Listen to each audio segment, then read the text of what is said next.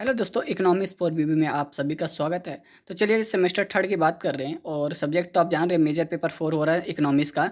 और जितने भी इकोनॉमिक्स के छात्र हैं हमारे यूट्यूब पे जितने भी वीडियोज़ हो रहे हैं आप सभी को देखना है। क्वेश्चन नंबर 5 तक हो चुका है, आज छठा है, छठा क्लास चल रहा है। तो आप सभी को क्या करना है, ध्यान से हमारे प्लेलिस्ट पे चले जाना है चैनल पे और आपको जाकर देख लेना। अगर आपको प्लेलिस्ट खोजने में उतना ही दिक्कत हो रहा है तो हमारे डिस्क्रिप्शन पे आप जाकर लिंक पे क्लिक करके आप डायरेक्ट प्लेलिस्ट में जाकर देख सकते हैं। लेकिन आपने 5 वीडियो हमने अपलोड किए, लेकिन आप 5 वीडियो में अच्छे से सपोर्ट नहीं किए, लेकिन हमें उम्मीद है कि छठा क्वेश्चन पे आप हमें सपोर्ट कीजिएगा। तो चलिए क्वेश्चन नंबर छठा को स्टार्ट करते हैं। क्या कहना चाहता है, और ज़्यादा समय नहीं लेंगे क्योंकि क्लास हो जाती है बहुत ज़्यादा लॉन्ग हो जाती है, जिसके कारण आज हम सटीक सटीक बातें करेंगे और आप सभी को बताएंगे किस तरह से क्वेश्चन को लिखा जाता है एग्जाम पेपर में। ठीक है ना। तो चलिए पहले क्वेश्चन को समझते हैं, उसके बाद क्वेश्चन को डिफाइन करेंगे।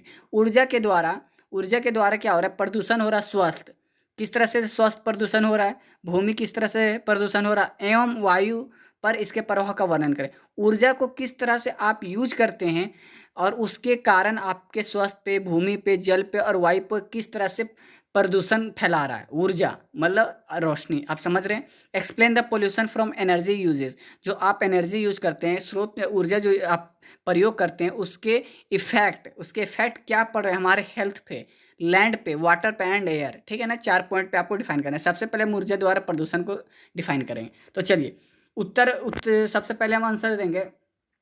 यहाँ से पॉइंट लिखेंगे, पहले इस तरह अंडरलाइन दे दीजिए या उत्तर लिखकर आपको इस तरह करना है। उत्तर भारत उत्तर है ये। भारत में ऊर्जा उत्पादन का प्रमुख स्रोत तापीय विद्युत है। आप सभी को जानते हैं कि ऊर्जा से हम सबसे ज़्यादा क्या करते हैं, तापमान से हम लोग सबसे ज़्यादा ऊर्जा पैदा करते हैं। इस स्रोत से वर्ष 2015 से 16 में 943.125 बिलियन यूनिट विद्युत का उत्पादन हुआ। इस वर्ष जल विद्युत का उत्पादन, देखिए पहला है ऊर्जा विद्युत, कितना हुआ है 2015-16 का रिकॉर्ड हम देख रहे हो 943.125 बिलियन यूनिट। ठीक है। और वर्ष एक साल में कितना जल से विद्युत कितना कर रहे हैं हम उत्पादन, 121.319 बिलियन यूनिट। तथा नवकीय विद्युत का उत्पादन कितना करें, 37.371 बिलियन यूनिट, मतलब हवा से। ठीक है ना। मतलब कि आप देख सकते हैं सबसे ज़्यादा हमारा किससे होता है, तापमान से। 943.125, ये आपको याद रखना है। सबसे पहले अगर आप ये लिखते हैं 2015 नहीं भी लिखते, खाली लिखते भारत में ऊर्जा उत्पादन प्रमुख स्रोत तत्विद्युत विद्युत है। इस स्रोत से वर्ष या 15-16 में अगर या लिख दीजिएगा कि एक वर्ष में सबसे ज़्यादा 943.125 बिलियन यूनिट विद्युत से उत्पादन किया जाता है। फिर जल से इतना किया जाता है और नाभिकीय या वायु से इतना किया जाता है। अगर आप ये लिखते हैं तो आपको एक सटीक आंसर पॉइंट मिल जाता है। यहाँ से आपका इंप्रेस हो गया टीचर। चलिए आपको उसके बाद क्या लिखना है, देखिए उसके बाद आपको यहाँ से लिख देना। देखिए स्पष्ट देश में विविध स्रोतों से विद्युत उत्पादन में तत्व विद्युत का प्रमुख स्थान है, जिसके उत्पादन में कोयला, गैस तथा खनिज तेल का प्रयोग होता है। देश में उत्पादित कुल तत्व विद्युत का कोयला अधिकतर ताप विद्युत का हिस्सा लगभग 88% है। सबसे जानते हैं कि अगर विद्युत हीट से अगर हमको ताप से अगर पैदा करना है तो हम क्या करते हैं, कोयला का प्रयोग करते हैं, गैस का प्रयोग करते हैं। नहीं, सबसे ज़्यादा कौन सा खनिज का यूज करते हैं हम लोग, कोयला का। कितना परसेंट उसका होता है, 88% यूज करते हैं। ठीक है ना। इतना हमारा ताप से होता है। चलिए उसके बाद आपको एक फिर उसी के लिखना, एक लाइन छोड़कर लिखिएगा। भारत में ग्रामीण तथा शहरी क्षेत्रों में आप हम डिफाइन करेंगे। ठीक है ना। बताएंगे ग्रामीण क्षेत्र और शहरी क्षेत्र में किस तरह से प्रयोग किया जाता है ऊर्जा को। उपभोग में स्रोतों पर यदि ध्यान दिया जाए तो स्पष्ट है कि ग्रामीण क्षेत्र में 0.6% ऊर्जा विद्युत से होती है। अगर ग्रामीण क्षेत्र में जाते तो 0.6% ऊर्जा से विद्युत होती है। 16.9% पेट्रोलियम से होती है। 2.3% कोयले से होती है। 68.5% लकड़ी से होते हैं और 8.3% गोबर तथा 2.4% ऊर्जा अन्य स्रोतों से प्राप्त होती है। ठीक है। ऊर्जा का स्रोत बता रहे हैं। ठीक है। इस तरह शहरी क्षेत्रों में ऊर्जा उपभोग का स्रोत 5.9 है क्या, बिजली है। 30 पेट्रोलियम है। 13.7 कोयला है। 45.5 लकड़ी है और 3.2 गोबर है तथा 1.4 ऊर्जा प्राप्ति के अन्य स्रोत हैं। तो शहर है तो अलग अलग टेक्निक यूज किया जाता है, तो अलग अलग तरह से ऊर्जा को लाया जाता है। चलिए उत्पादन किया जाता है। फिर आप लिखिएगा देश में ऊर्जा उपभोग के फलस्वरूप होने वाले पर्यावरणीय प्रदूषण से जनित प्रमुख समस्याओं को निम्नलिखित प्रस्तुति किया जाता है। देखिए, अब देखिए, ऊर्जा को आप प्रयोग कर रहे हैं, उपभोग ले रहे हैं, आप ग्रहण कर रहे हैं, उस ग्रहण के कारण किस तरह से प्रदूषण की हो रहे हैं। सबसे पहले वायु प्रदूषण को हम डिफाइन करेंगे। पहले क्या को स्पष्ट करेंगे, वायु प्रदूषण किस तरह से हो रहा है। ऊर्जा को उपभोग जो कर रहे हैं, उससे सबसे पहला इफेक्ट किस पे पड़ रहा है, किस पे प्रभाव पड़ रहा है, वायु पे पड़ रहा है। सबसे पहला पॉइंट में वायु आता है, ठीक है ना। तो चलिए वायु को पहले हम समझेंगे। तो वायु को समझने के लिए पॉइंट लिखना है, वायु लिख दीजिएगा, उसके बाद 1 पॉइंट कर दीजिएगा। घरेलू कार्यों में प्रयुक्त ऊर्जा मनुष्य को विविध कार्यों के लिए ऊर्जा की आवश्यकता होती है। इनमें से घरेलू कार्य उद्योग, कृषि, परिवहन आदि कार्य सम्मिलित है। विविध व घरेलू कार्यों में जैसे भोजन पकाना, पानी गर्म करना आदि में कोयला, लकड़ी, उपल, मिट्टी का तेल, गैस, कृषि अपशिष्ट पदार्थ आदि को ईंधन के रूप में प्रयोग होता है। घर व जैविक व जीवाश्म ईंधन के रूप में दहन से उपयुक्त विविध हानिकारक गैस वायु को प्रदूषित करते हैं।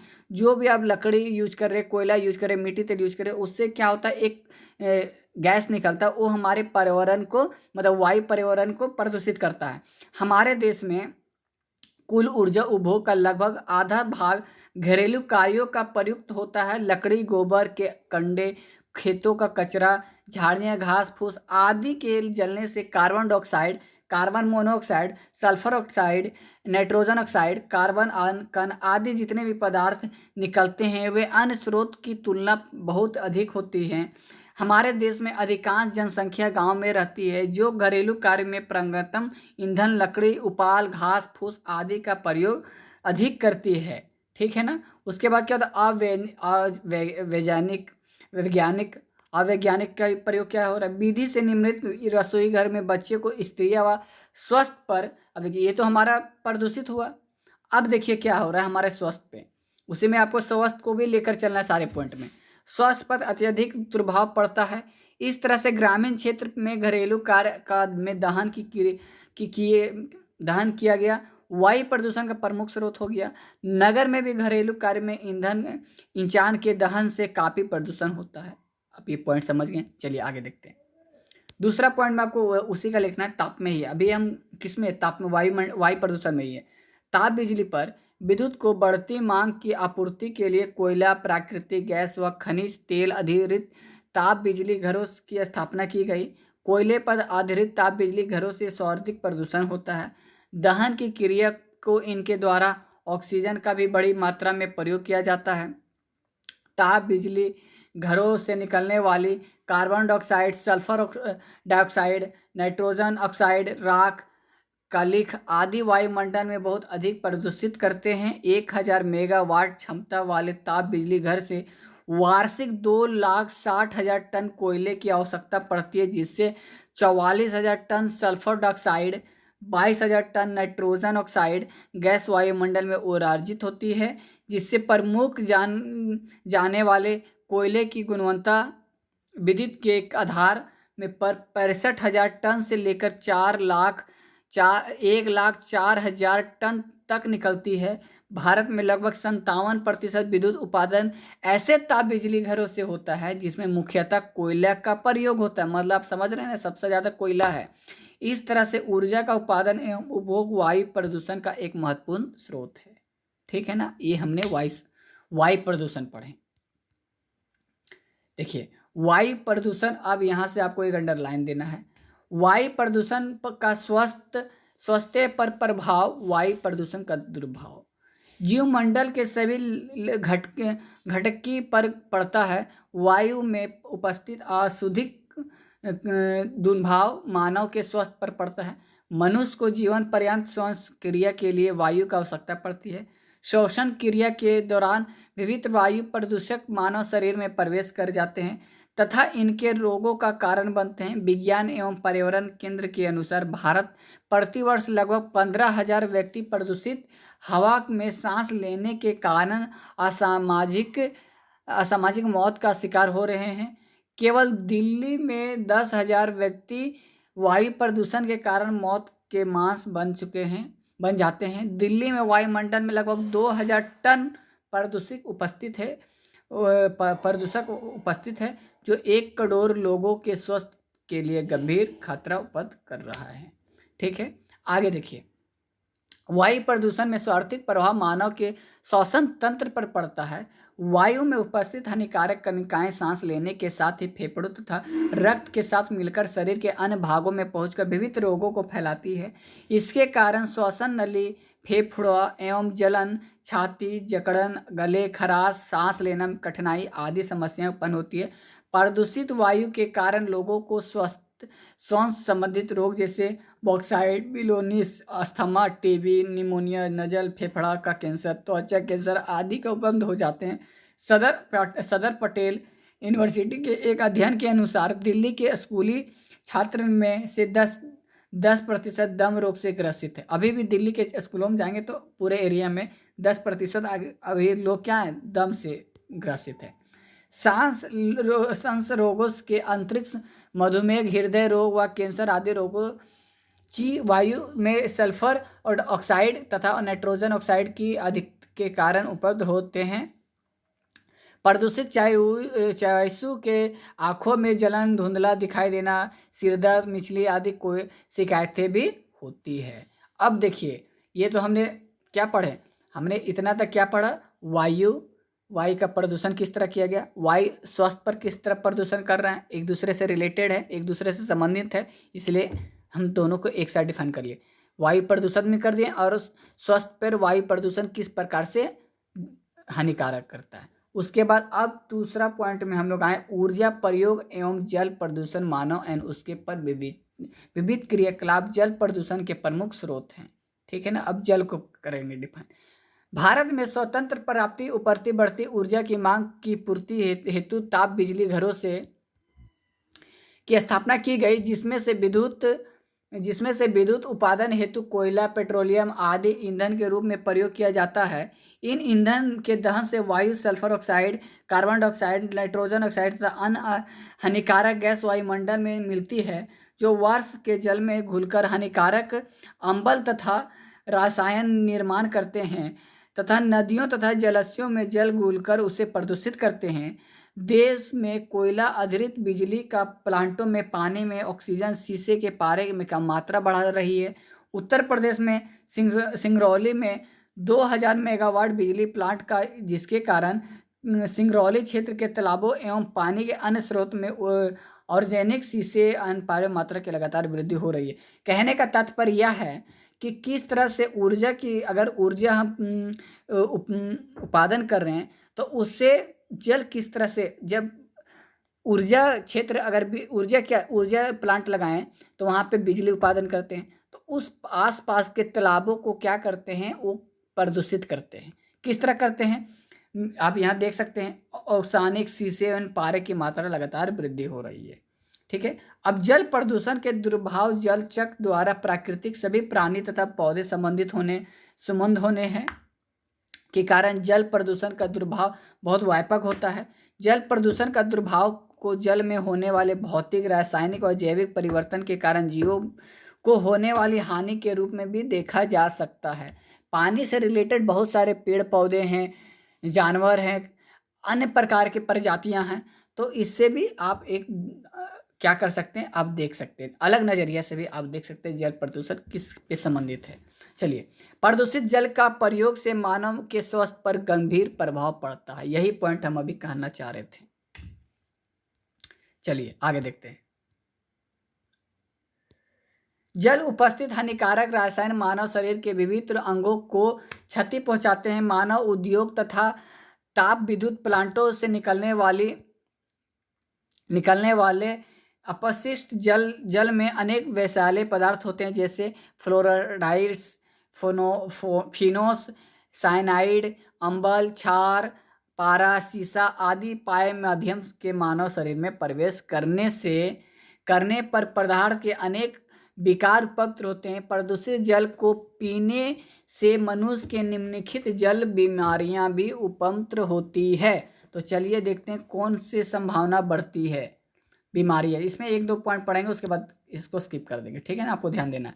त्वचा रोग, पोलिया, टाइफाइड बुखार, हैजा, अतिसार, कृमि, पेचिश, नेत्र रोग, प्लांटोसाइट्स तथा कैंसर। पारा एक गंभीर प्रदूषक एवं संचित जहर है या शरीर के उचित नहीं होता है अतः इसके घातक प्रभाव पड़ते हैं। पारा तांत्रिक तंत्र को अत्यधिक प्रभावित करता है। शीशा युक्त जल के पीने से मांसपेशियों, पाचन संस्थान व केंद्रीय नाड़ी संस्थान से संबंधित रोग हो जाते हैं। मान लीजिए कि आपके आसपास में एक प्लांट है, ये प्लांट है, ठीक है ना, ये प्लांट है। यहाँ क्या है, आपका घर है, ये आपका हाउस है, यहाँ पे आपका कुआं है, तालाब है, आप इससे पानी पी रहे, इससे जितना भी प्रदूषण इस पे आ रहा है आप इससे क्या करें, पी रहे, पानी पीने का प्रयोग करें, तो आप इससे क्या हो रहा है, ये प्रदूषित हो रहा है, ये तो प्रदूषित हो गया, ये प्रदूषित हो गया, इससे आप रिलेटेड कर रहे हैं। तो ये क्या कर रहा है, ये जल को प्रदूषित कर रहा है और ये मनुष्य के प्रदूषित कर रहा है, ठीक है ना, यही रिलेटेड है। जल प्रदूषण जैसे उपयुक्त समस्याओं को गंभीरता को देखते हुए निम्नलिखित उपायों को अपनाया जाए। अब देखिए जल प्रदूषण से क्या होता है कि बहुत सारे समस्याएं निकलती है, तो उसको किस तरह से आप ठीक कर सकते हैं। तो चलिए उसको कुछ पॉइंट आप लिख देना है, या इंपॉर्टेंट नहीं लेकिन आपको एक दो पॉइंट दर्शा देना है क्योंकि जल रिलेटेड है। तो पहला पॉइंट आपको लिखना है, जल प्रदूषण का प्रमुख कारण औद्योगिक अपशिष्ट तथा उद्योग तथा थर्मल पावर प्लांट को बाह्य स्रोत को जल से स्रोतों से छोड़ने से पूर्वक स्रोत पर स्तर पर ही जल उपचार संयंत्र लगाकर उपार्जित किया जाना चाहिए। थर्मल पावर प्लांटों द्वारा जनल का माध्यम से शीतल प्रक्रिया तथा ऊर्जित राखों का जलाशयों से सीधा छोड़ने से बचाना चाहिए। इन प्रक्रिया के वैज्ञानिक प्रक्रिया क्रम की जानी चाहिए, मतलब अलग अलग किस तरह से प्लांट से जो पानी निकलते हैं, जो जल निकलती है, उसे किसी तरह एक षड्यंत्र बनाकर उसे बनाना चाहिए और एक उपाय निकालना चाहिए, ये कहने का तात्पर्य है। चलिए दूसरा पॉइंट क्या है, झील तथा तालाबों के जल को शुद्धि करने के लिए सौल्यों का प्रयोग करना चाहिए। यह सौल्यों का जलवासियों से गंदगी को बड़ी मात्रा में बिना किसी गंभीर हानि से बचा लेती है। पेयजल स्रोतों का नियमित जांच, सफाई तथा सुरक्षा उपाय किए जाना चाहिए। चौथा पॉइंट लिखना चाहिए, जल का गुणवत्ता में सुधार हेतु विविध भौतिक या रासायनिक विधियों जैसे अधिशोषण, जो ज़्यादा प्रयोग करें पानी का, इलेक्ट्रोनाइज, आयन विनिमय आदि का प्रयोग करके रासायनिक या जैविक तथा अन्य प्रदूषण प्रतिक्रिया करना चाहिए।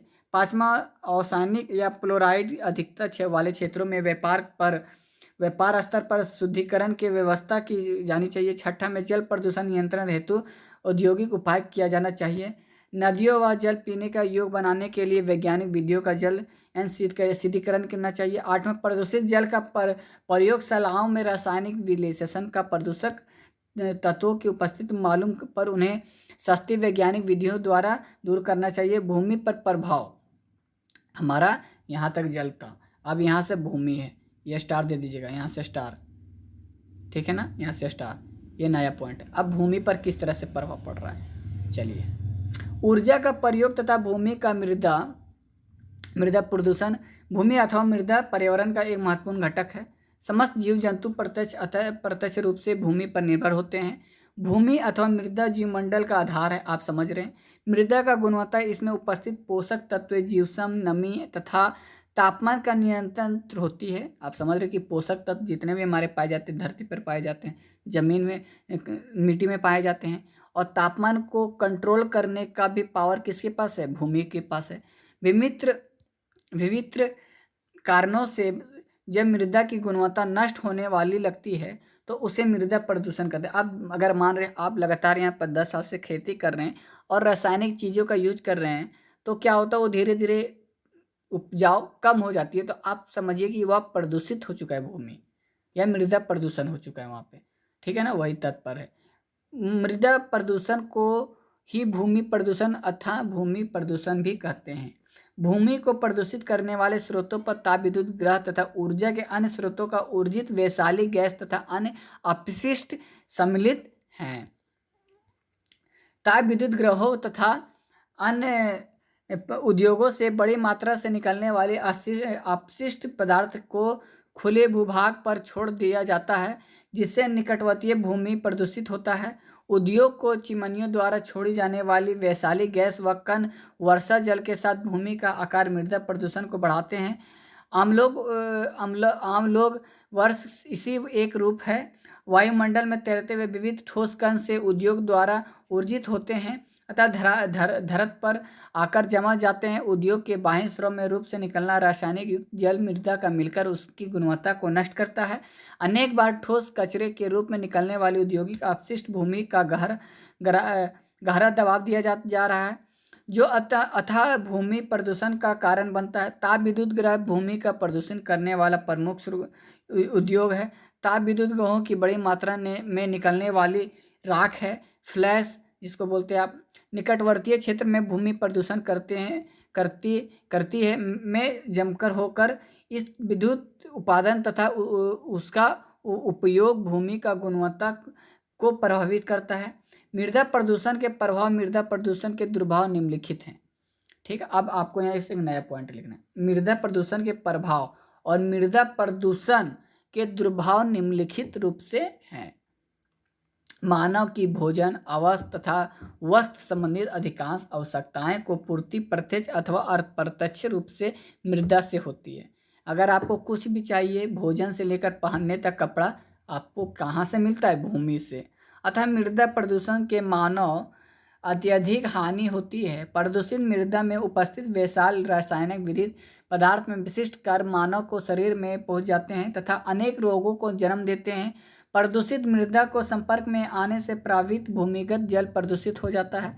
अगर भूमि गंदा है तो जल भी प्रदूषित हो जाएगा, जो अतः मानव स्वास्थ्य पर गंभीर प्रभाव पड़ता है, जिससे आप पर भी कुछ तरह से गंभीरता प्रभाव पड़ेगी। अतः भूमि प्रदूषण से होने वाले दुष्प्रभाव पर प्रभाव नियंत्रण हेतु यह आवश्यक है कि उद्योग के बाह्य स्रोत परिचित करने के बाद भूमि पर प्रभावित किया जाए चाहिए। उद्योग के चिमनियों से निकलने वाली राख अन्य कणों से प्रभावित नियंत्रण के लिए नियंत्रक उपकरण लगाए जाना चाहिए। ताप विद्युत ग्रहों को निकलने वाली शाख का उपयोग ईंटों का निर्माण में किया जाना चाहिए। जो उद्योग से ताप उद्योग से जो राख निकलती है उससे आप ईंटा बनाइए। ईंटा भट्टा उद्योग में उपजाऊ मृदा का प्रयोग का रोक लगा देना चाहिए। जो आप जानते हैं कि ईंटा भट्टा, तो उसमें क्या करते हैं कि हम लोग अच्छे मिट्टी को प्रयोग कर लेते हैं, जिसको हम लोग गलत कर रहे हैं। अब मिट्टी को छोड़कर हम लोग गलत जो हमारा प्रदूषित मिट्टी है उसको प्रयोग करेंगे तो ज़्यादा बेटर होगा। किस पे? मृदा प्रदूषण होने में। भूमि प्रदूषण दुष्परिणाम तथा भूमि संरचना का उपाय के बारे में जन सामान्य को अतिरिक्त जानकारी प्रदान किया जरूरत बढ़ानी चाहिए। भूमि प्रदूषण नियंत्रण संबंधी कानून का प्रभावशाली से ढंग से लागू किया जाना चाहिए। तो दोस्तों ये हमारा क्या क्वेश्चन था, चलिए देखते हैं क्वेश्चन।